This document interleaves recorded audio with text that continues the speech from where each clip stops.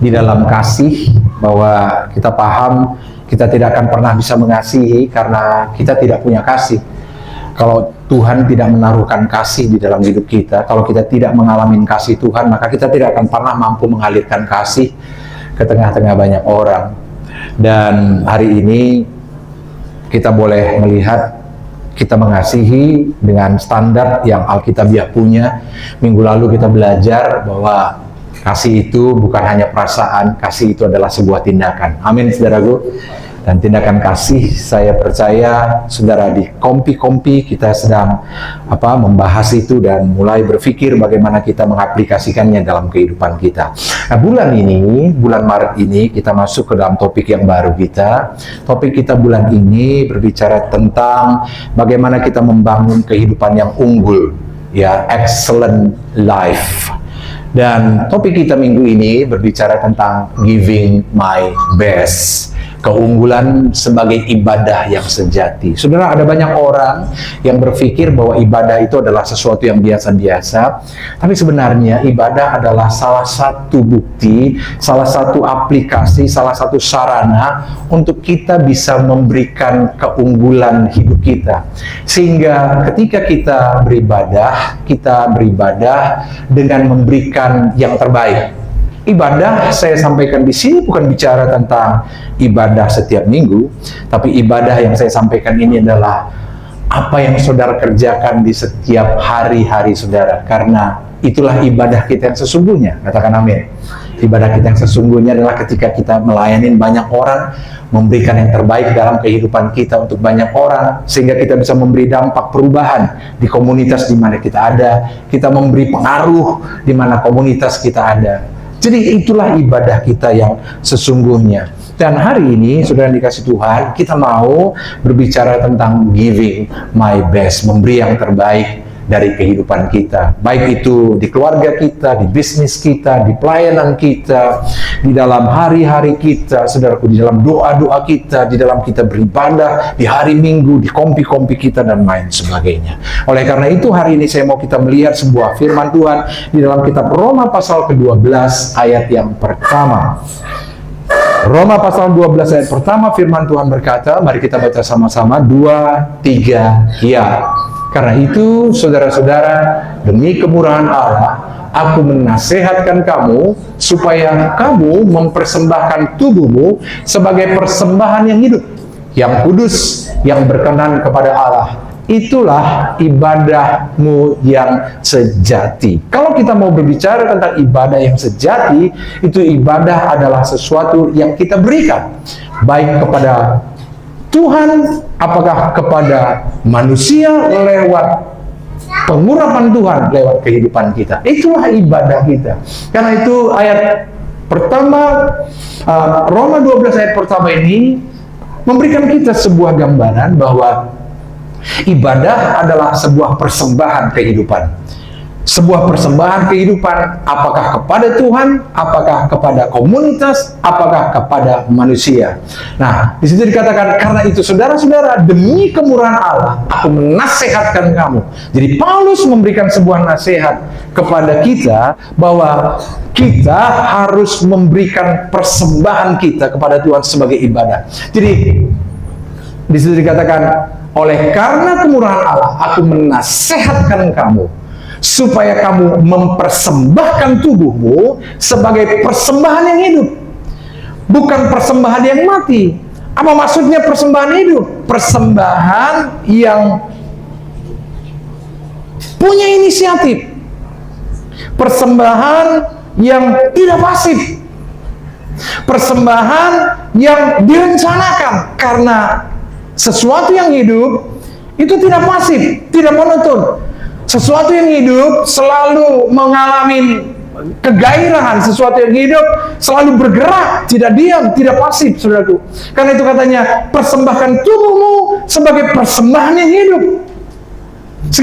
Ketika saudara beribadah kepada Tuhan, saudara punya inisiatif untuk menghampiri Tuhan.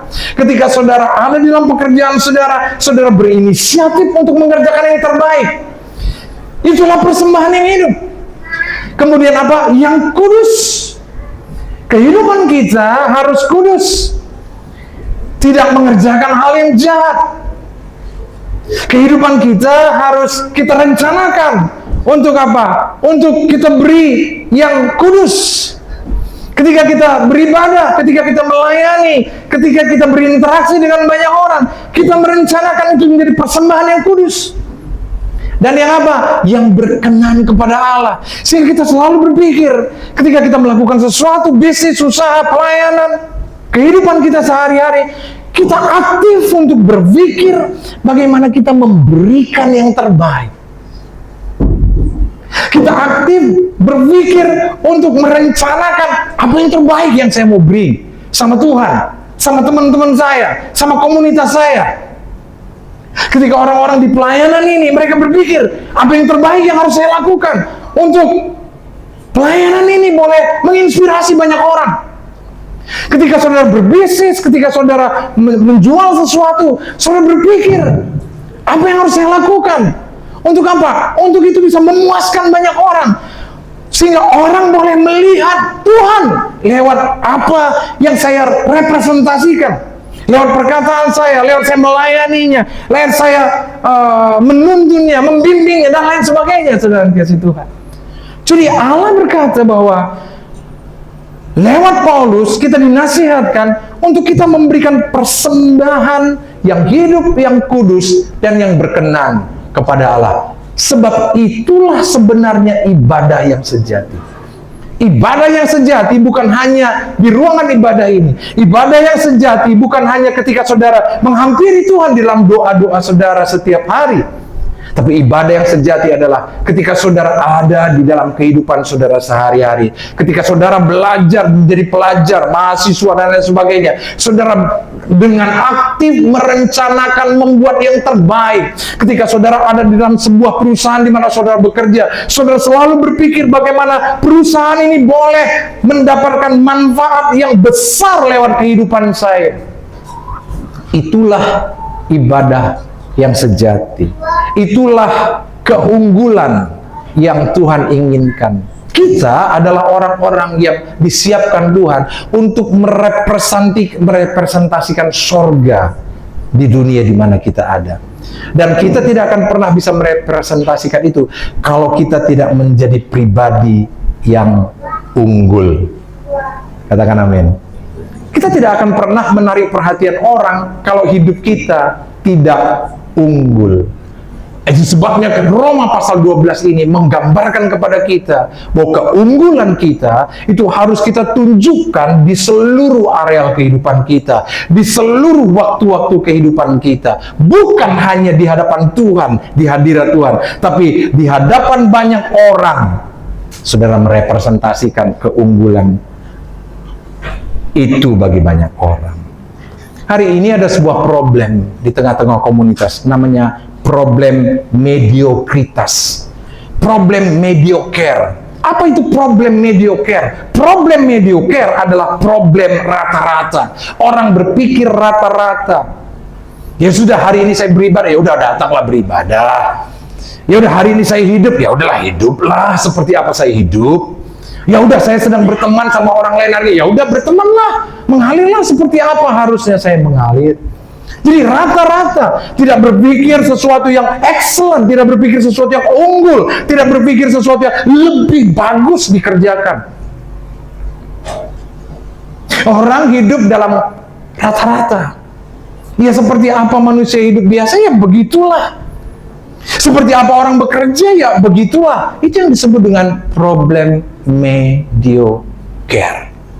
Saudara, hari ini Tuhan sampaikan pesan, jangan mau hidup sebagai orang yang mediocre. Namun, kepribadian yang unggul lahir saat seseorang memutuskan, apa katanya? Tuhan tidak layak menerima sisa-sisa saya.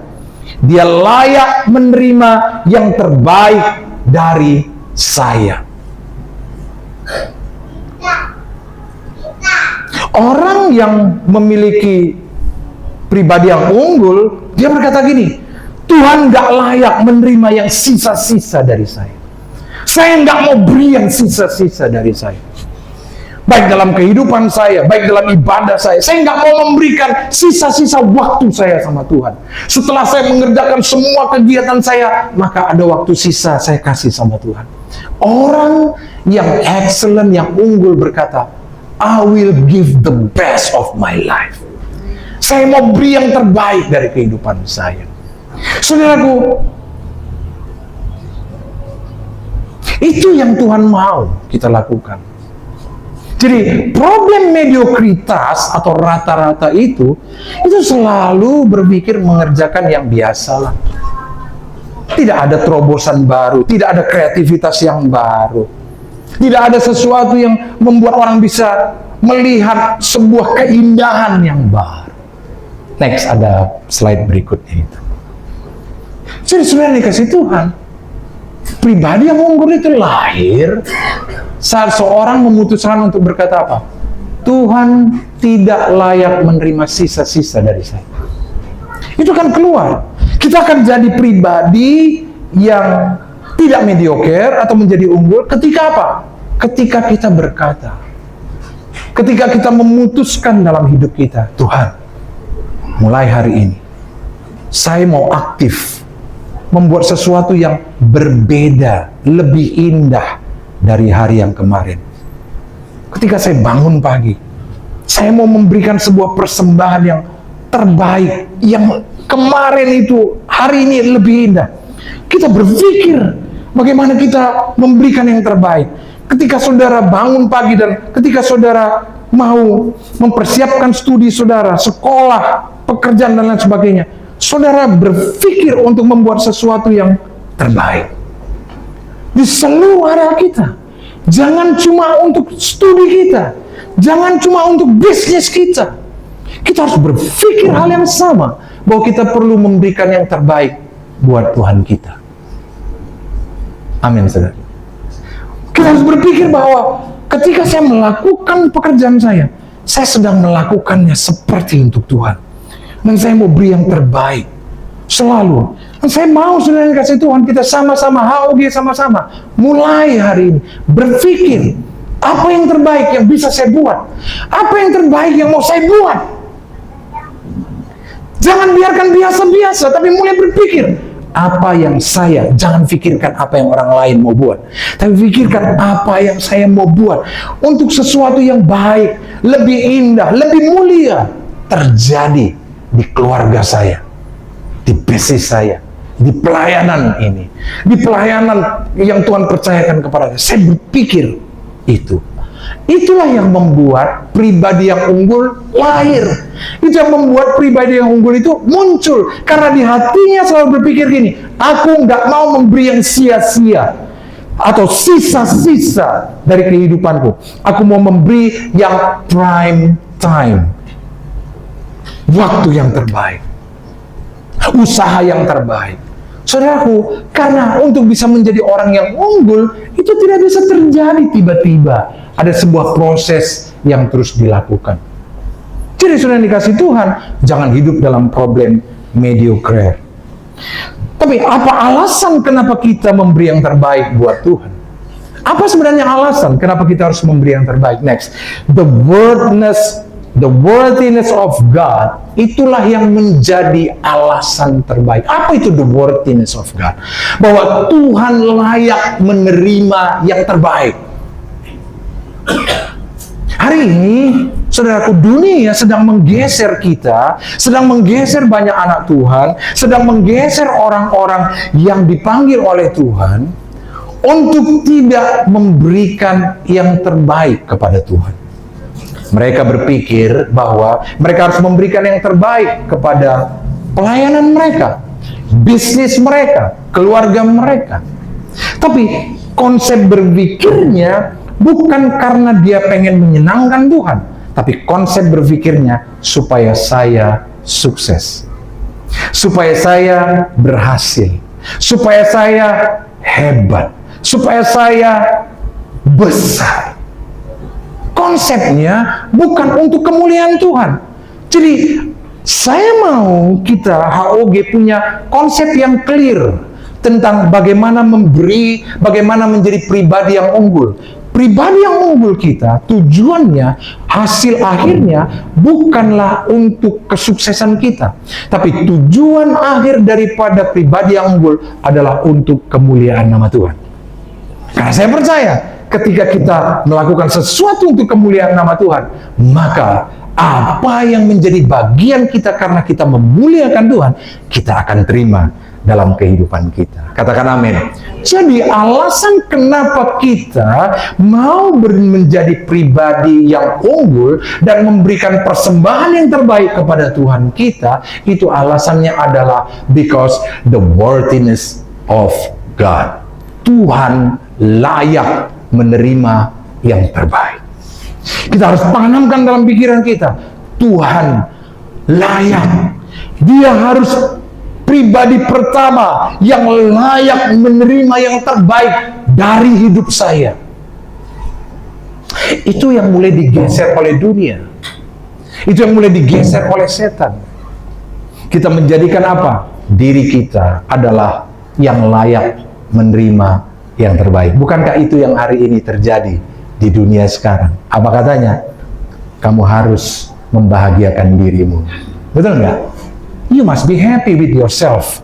Kamu harus happy dengan dirimu. Kamu layak untuk menerima kebahagiaan atas dirimu. Dan dunia sedang menggeser kita masuk ke dalam atmosfer yang seperti itu. Sehingga apa? Sehingga kita menomor sekiankan Tuhan dalam hidup kita. Tuhan tidak lagi menjadi hal yang utama dalam kehidupan kita. Coba lihat hari ini, orang-orang muda. Apakah Tuhan masih menjadi hal yang utama dalam hidup saudara? Coba lihat hari ini, engkau yang hidup di dalam dunia kerja hari ini, apakah Tuhan masih hal yang utama dalam kehidupan saudara? Coba cek. Karena kalau itu tidak terjadi, berarti kita sudah mengalami pergeseran dari hadapan Tuhan. Maliaki pasal yang pertama, ayat yang ke-8 berkata, mari kita baca sama-sama ayat ini, 2, 3. Ya, apabila kamu membawa seekor binatang buta untuk dikorbankan, tidakkah itu jahat? Cobalah menyajikannya kepada bupatimu, apakah ia akan berkenan kepadamu? Apalagi menyambut engkau dengan baik? Firman Tuhan semesta alam. Saudara yang dikasih Tuhan, hari ini dunia tahu memberikan yang terbaik kepada atasannya. Dunia tahu memberikan yang terbaik kepada usahanya. Dunia tahu memberikan yang terbaik kepada pelayanannya. Tapi dunia menggeser orang benar untuk memberikan yang terbaik kepada Tuhannya. Dunia mengajarin kita untuk kita respect kepada bos kita, untuk kita memperhatikan sungguh-sungguh, memberikan yang terbaik, yang terhebat, kemampuan kita kepada usaha, bisnis, pelayanan kita, segala-galanya. Tapi kita digeser dari hal yang utama.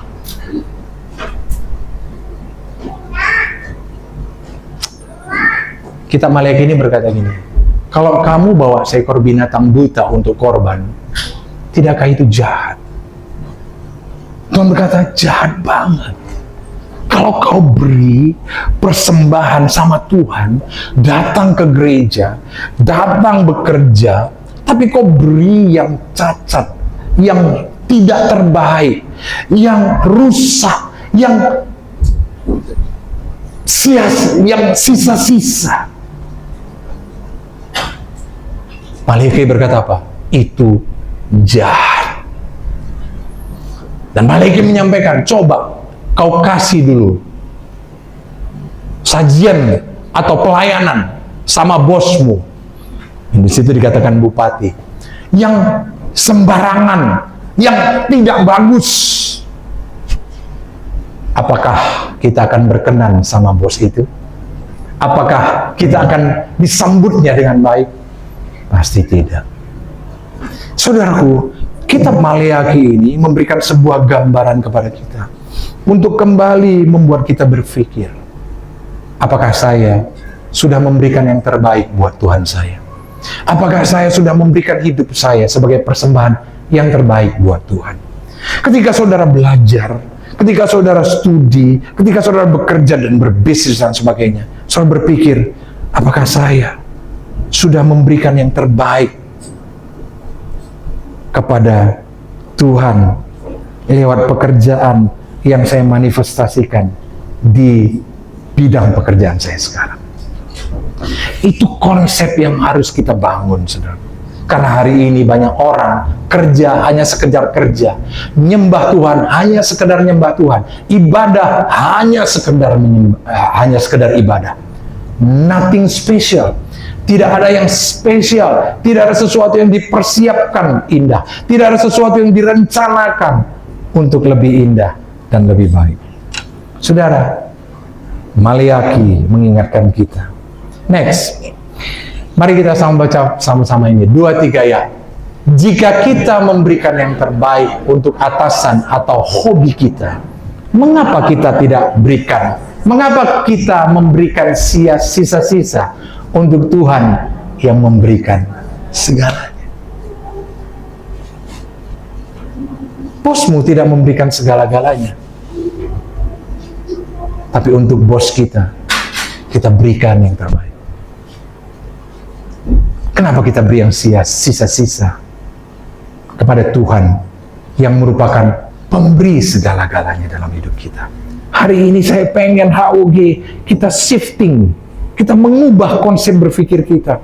Karena pribadi yang unggul selalu dimulai dari konsep berpikirnya, bukan tindakannya. Kalau konsep berpikir kita salah, kalau esensi berpikir kita salah, maka tindakan kita akan menjadi salah. Jika kita memberikan yang terbaik untuk atasan atau hobi kita, kesenangan kita, kita beri yang terbaik. Tapi mengapa kita memberikan yang sisa-sisa untuk Tuhan yang memberi semuanya dalam hidup kita? Tuhan yang memberikan kita nafas, Tuhan yang memberikan kita kekuatan, Tuhan yang memberikan kita kesempatan untuk kita bisa mencapai kesuksesan, Tuhan yang membukakan jalan, Tuhan yang memberikan kita kekuatan untuk kita memperoleh semua kekayaan dalam kehidupan kita, Tuhan yang memberikan kita pengurapan untuk kita melakukan pelayanan kita. Tapi kenapa kita memberikan yang sia-sia kepada Dia yang memberikan semuanya itu? Hari ini HOG, saya pengen HOG kembali kepada konsep yang esensial di dalam kehidupan kekristenan. Prinsip keunggulan. Apa yang menjadi prinsip keunggulan, saudaraku? Next, prinsip keunggulan adalah beyond the minimum. Apa itu beyond the minimum? Melampaui batas-batas yang minimum. Jangan biasa kalau saudara mengerjakan sesuatu perintah saja, maka itu masih minimum. Betul tidak? Kalau saudara mengerjakan sesuatu karena sebuah perintah, itu belum unggul, belum excellent, itu masih minimum. Kalau saudara tidak melakukan seperti perintah, saudara di bawah daripada minimum. Jadi kekristenan harus beyond the minimum. Orang yang unggul harus punya konsep di atas yang minimum, di atas yang menjadi perintah. Kepribadian yang unggul tidak bertanya berapa minimal yang harus saya lakukan, tetapi apalagi yang bisa saya berikan. Ketika saudara bekerja, jangan bertanya apa yang harus saya lakukan, tapi selalu bertanya apalagi yang saya mau kerjakan. Beda nggak, saudara? Kalau kita bertanya apa yang harus saya lakukan, itu masih standar minimum. Apa standarnya untuk saya lakukan? Dan kalau itu yang saudara kita tanya, kita belum memiliki prinsip keunggulan. Karena prinsip keunggulan selalu beyond the minimum. Dia berkata apa? Dia berkata, apalagi yang bisa saya berikan. Saudaraku, biarlah kita melatih ini. Dalam pelayanan, kita berpikir, apalagi yang mau saya berikan? Saya sudah berikan yang biasa, yang standarnya sudah. Tapi apalagi? Itu yang akan membuat kita menjadi lebih unggul dari yang lain. Matius 5 ayat 41 berkata begini, saudaraku, next. Dan siapapun yang memaksa engkau berjalan sejauh 1 mil, berjalanlah bersama dia sejauh 2 mil. Jadi Alkitab jelas berkata, kalau orang minta kamu berjalan 1 mil, kamu harus ikut jalan. Bukan cuma 1 mil, tapi kamu jalan 2 mil. Kalau kau disuruh belajar, kerjakan PR setiap hari, saudara dikasih Tuhan, jangan cuma itu. Tapi saudara berkata, apalagi yang saya harus lakukan supaya saya bisa belajar pelajaran yang hari esok. Bukan cuma menyelesaikan PR yang sudah dipelajari, tapi saya berpikir apa yang saya bisa kerjakan untuk saya bisa memahami pelajaran hari esok. Itulah yang disebut dengan standar di atas minimum, beyond the minimum. Kalau hari ini suami-suami dikatakan kasihilah istrimu, jangan cuma sebatas kasih istrimu, coba pikirkan lebih lagi untuk saudara bisa apa? Membuktikan kasihmu dan bisa dirasakan oleh pasanganmu. Katakan amin suami-suami. Nggak ada suami di sini, semua pria. Katakan amin suami-suami. Berat memang saudara. Karena udah dianiaya terus masalahnya. Hari ini pun datang karena diintimidasi. Kalau enggak bisa datang juga hari ini.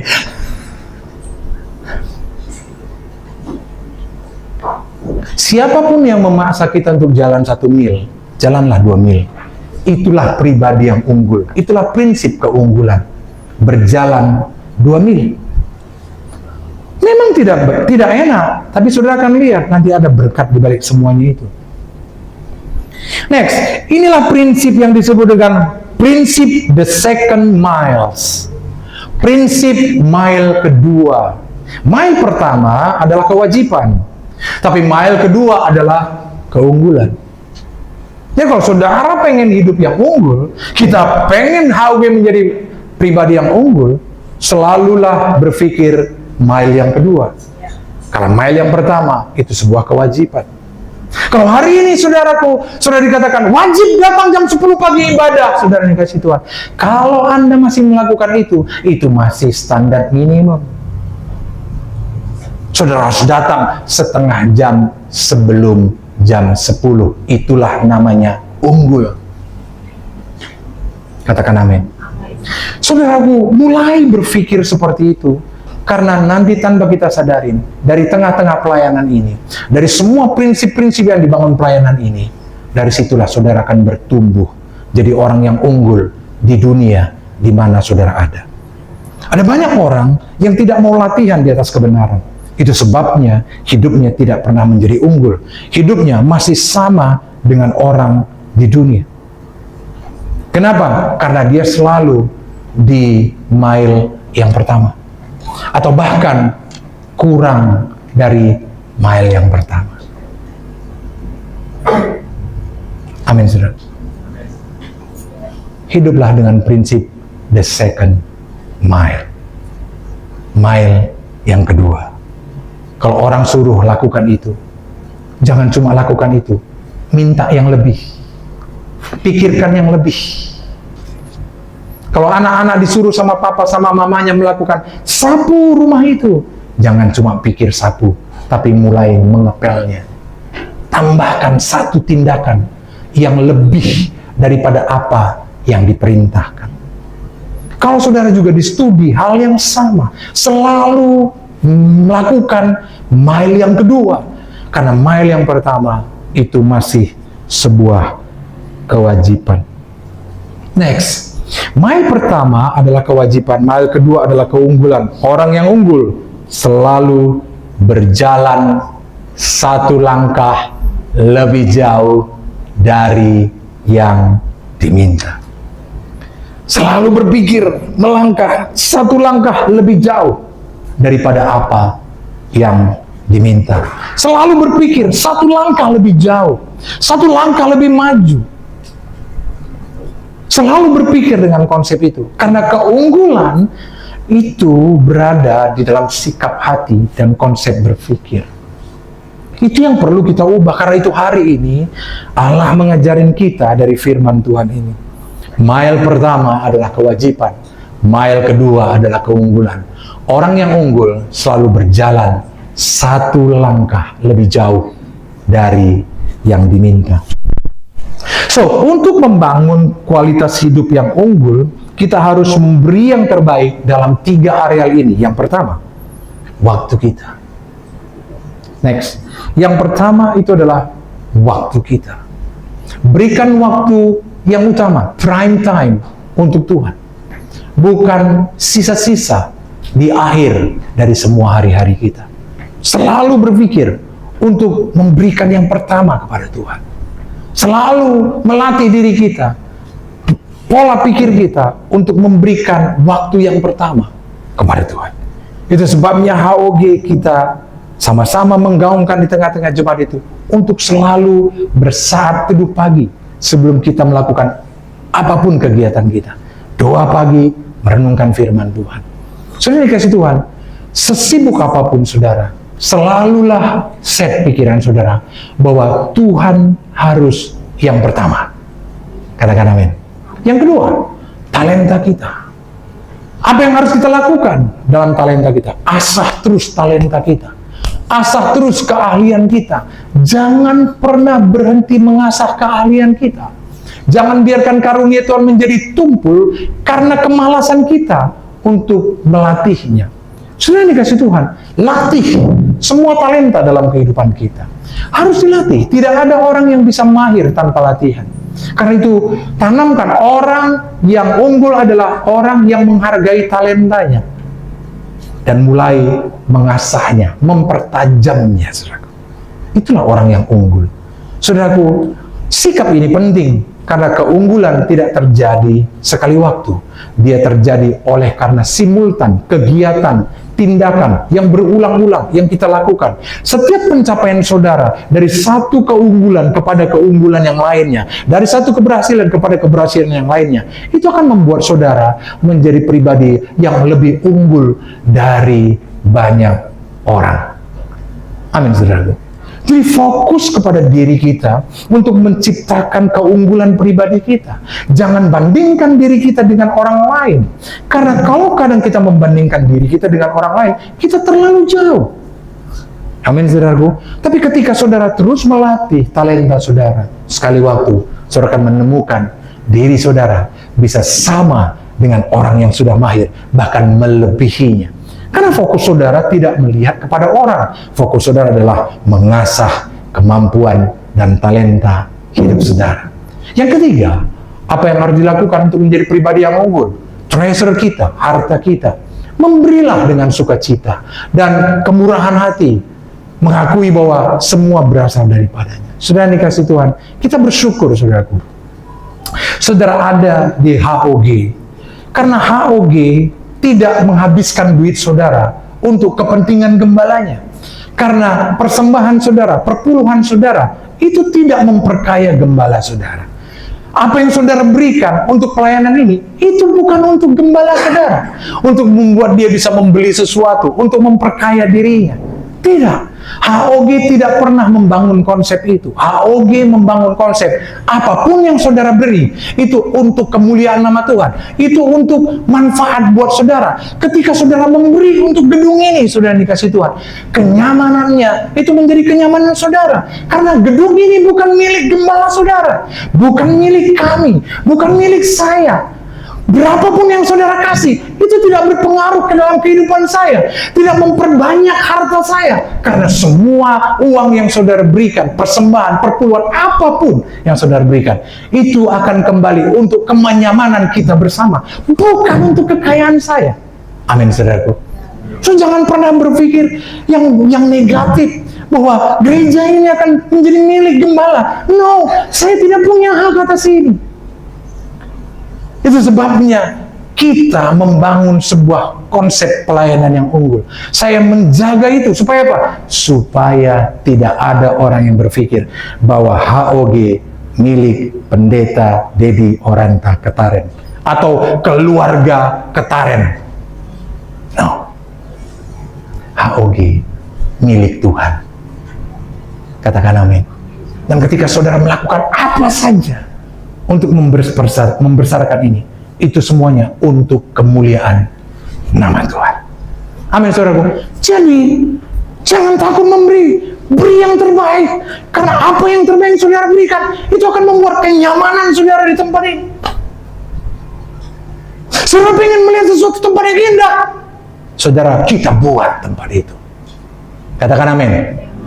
Yes, kita buat tempat itu.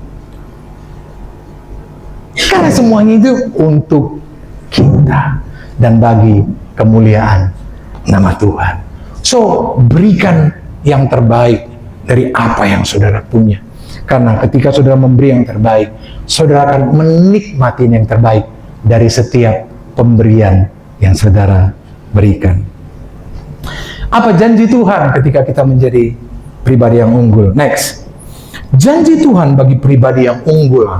Tuhan bukan hanya menuntut kita untuk menjadi unggul tanpa reward, tetapi Dia adalah pemberi upah bagi mereka yang sungguh-sungguh. Amsal 22 ayat 29 berkata, pernahkah engkau melihat orang yang cakap atau terampil atau excellent atau unggul dalam pekerjaannya? Di hadapan raja-raja ia akan berdiri, bukan di hadapan orang-orang yang hina. Ketika saudara hidup di dalam keunggulan, saudara tidak akan berdiri di hadapan orang hina, tapi saudara akan berdiri di hadapan para raja-raja. Artinya apa? Level kehidupan saudara, status saudara, derajat saudara akan dilevelkan sejajar dengan orang-orang yang hebat. Dan itu tidak bisa dicapai dengan hanya koneksi. Ada banyak orang yang berpikir kita harus berkoneksi, karena banyak koneksi yang membuat kita semakin jatuh dan semakin jauh dari Tuhan. Tapi ketika saudara hidup unggul, saudara yang kasih Tuhan, keunggulan diri saudara akan dibawa, membuat Tuhan membawa saudara kepada komunitas, lingkungan, level di mana raja-raja akan berada. Saudara tidak akan pernah bisa berada di hadapan raja-raja kalau level kehidupan kita menjadi level kehidupan yang biasa-biasa. Katakan amin. Jadi, kalau saudara pengen mendapatkan sesuatu yang besar dan ajaib, dan saudara bisa menikmati semuanya itu, nggak ada yang lain. Kita belajar menjadi pribadi yang unggul. Sebab di manakah saudara akan melihat orang-orang yang tidak terampil hidupnya, orang-orang yang tidak ahli hidupnya, tidak berada di posisi yang tinggi. Mereka akan berada, duduk di hadapan para raja-raja. Katakan amin. So, nggak ada ruginya saudara memberi yang terbaik untuk hidup saudara, untuk Tuhan, dan untuk keluarga saudara. Nggak ada ruginya. Karena lewat itu semuanya, saudara akan dibawa Tuhan berdiri di hadapan raja-raja. Saudara nggak bisa tahu itu, saudara nggak ngerti. Tapi sekali waktu, saudara akan lihat Tuhan membawa saudara ada di level itu. Amin. Lukas 21 ayat 1-4, mari kita baca sama-sama ayat ini juga sekali lagi, saudaraku. Bisa dikatakan 2-3 ya. Ketika Yesus mengangkat mukanya, ia melihat orang kaya memasukkan persembahan mereka ke dalam peti persembahan. Ia melihat juga seorang janda miskin memasukkan 2 peser ke dalam peti itu.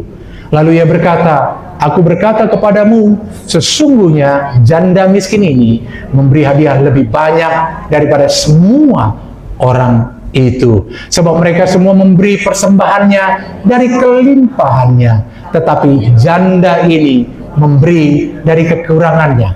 Bahkan ia memberi seluruh nafkahnya.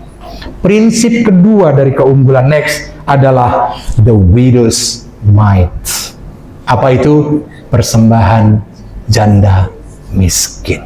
Apa yang ada dalam persembahan janda miskin? Keunggulan bukan berbicara tentang jumlah pemberian saja, tetapi sikap hati yang memberi yang terbaik dari apa yang kita punya. Itulah prinsip unggul. Selalu pengen memberi yang terbaik daripada apa yang kita punya. Janda itu memberikan yang terbaik, yang semuanya bahkan yang dia punya, kepada rumah Tuhan. Dan Yesus berkata, persembahan dari perempuan janda miskin inilah yang terbaik dari semua yang diberikan oleh orang-orang yang kaya. Saudara paham? Berarti Keunggulan itu tidak terletak kepada jumlah pemberian, tapi keunggulan terletak ke dalam hati, sikap hati. Apakah kita sudah memberi yang terbaik dari yang kita punya? Atau kita masih memberikan sisa-sisa dari yang kita punya? Saya bisa undang semua pemusik naik ke depan. So, jadi saudara dikasih Tuhan, hari ini kita mau melihat, kita boleh tumbuh menjadi pribadi yang unggul. Next, kita baca sama-sama ayat ini. Ada quotes ini, 2, 3, ya. Jangan biarkan